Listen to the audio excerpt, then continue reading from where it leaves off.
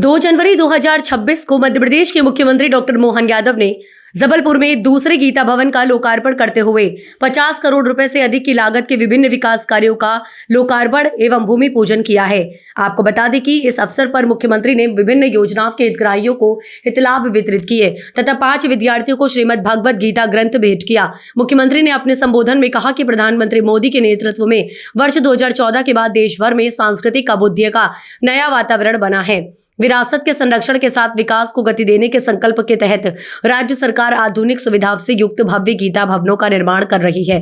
प्रदेश का पहला गीता भवन इंदौर में लोकार्पित हो चुका है और अब जबलपुर को यह अनुपम सौगात मिली है। मुख्यमंत्री ने कहा कि शिक्षा नीति 2020 के माध्यम से प्रधानमंत्री मोदी ने शिक्षा व्यवस्था में ऐतिहासिक बदलाव किए, जिन्होंने मध्य प्रदेश सरकार ने देश में सबसे पहले लागू किया।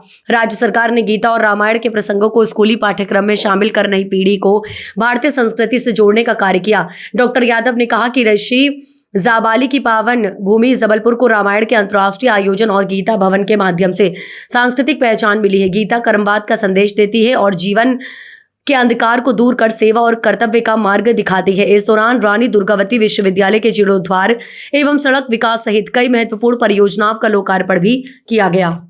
मंच पर विराजमान हमारे आज के इस आयोजन में संत वृंद जोरदार अभिनंदन करें संतों के लिए। गीता भवन के शुभारंभ पे सच्चे अर्थों में हम सबका सौभाग्य है।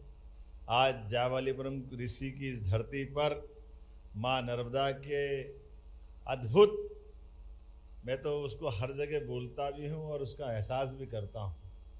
ये जबलपुर का भाग्य है। माँ नर्मदा का सर्वाधिक परमात्मा की कृति का वो भेड़ा घाट, जहाँ माँ के आशीर्वाद से काले पत्थर भी संगमरमर के बन जाते हैं। वाकई ये अद्भुत धाम, आज का ये अद्भुत दिन है। और यशस्वी प्रधानमंत्री के नेतृत्व में 2014 के बाद ही सच में भारत सरकार के माध्यम से भी सांस्कृतिक अभ्युदय का अद्भुत ये एक वातावरण, सुखद वातावरण चल रहा है। शिक्षा नीति को एक तरह से बदलते हुए, संशोधित करते हुए, यद्यपि आज़ादी के बाद 2 बार ऐसा मौका आया, 1968 में, 1986 में, लेकिन केवल ऐसा कहा जाता था कि वो अंकों का खेल है, 8 इधर लग गया, 6 के उधर, लेकिन कुछ हुआ नहीं।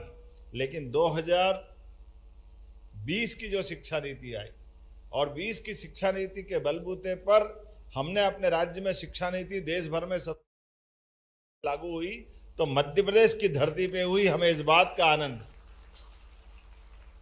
और हमने अपने वो पवित्र ग्रंथ, पवित्र गीता, पवित्र रामायण और ऐसे सारे ग्रंथों के प्रमाण को शिक्षा नीति के माध्यम से उच्च शिक्षा, स्कूल शिक्षा।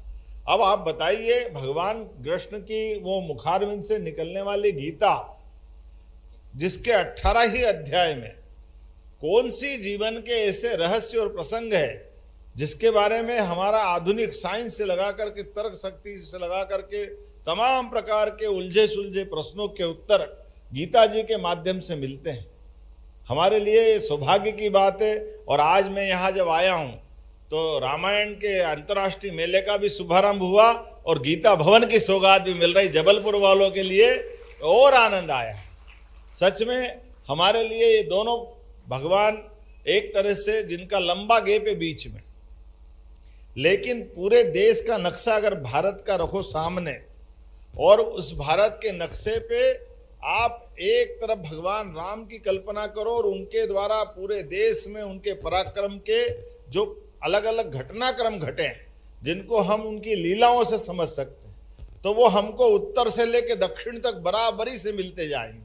और भगवान कृष्ण की यद्यपि 17 लाख साल का अंतर है, लेकिन भगवान कृष्ण की भी अगर लीलाओं की अपन हिसाब लगाएंगे तो पूरा, कहाँ नरकासुर असम के ऊपर और माता रुक्मणी का भी वो अरुणाचल का हिस्सा, लेकिन पूरब से लेके पश्चिम की द्वारका तक पूरा देश दोनों देवताओं के माध्यम से दुनिया को समझा सकता कि राम कृष्ण की संस्कृति क्या होती है, भगवान राम और कृष्ण का जीवन क्या होता है, ये भौगोलिक सीमाओं के माध्यम से। इसलिए दुनिया के सभी देशों में हमारे अपने इन देवताओं के माध्यम से सच में इस मृत्यु लोक के अंदर हर एक का जीवन परमात्मा ने निश्चित किया है।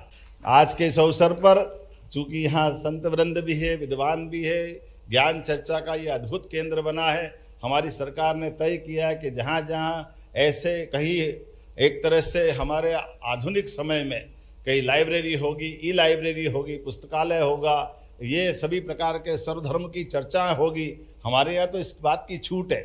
इसलिए सरकार के माध्यम से गीता भवन बनाने का निर्णय हमारी सरकार ने लिया है। हम इस बात के लिए एक तरह से लगातार कटिबद्ध हैं कि जहाँ जहाँ ऐसे भवन बनते जाएंगे उनको लोकार्पित करते जाएंगे। ये भी अद्भुत संयोग है कि आज से कुछ समय पहले हमने अपने जन्माष्टमी के अवसर पर इंदौर में रानी अहिल्या माता के यहाँ पहला गीता भवन का लोकार्पण किया। ये रानी दुर्गावती की यहाँ दूसरा हो रहा है। ये सौभाग्य की बात, नर्मदा के पवित्र तट के किनारे आज ये नया इतिहास बना है। मेरी अपनी ओर से माननीय मंत्री जी, महापौर जी, सांसद जी, विधायक जी और आप सबको भी गीता भवन की बहुत बहुत बधाई। मेरे साथ बोलो गोपाल कृष्ण भगवान की जय।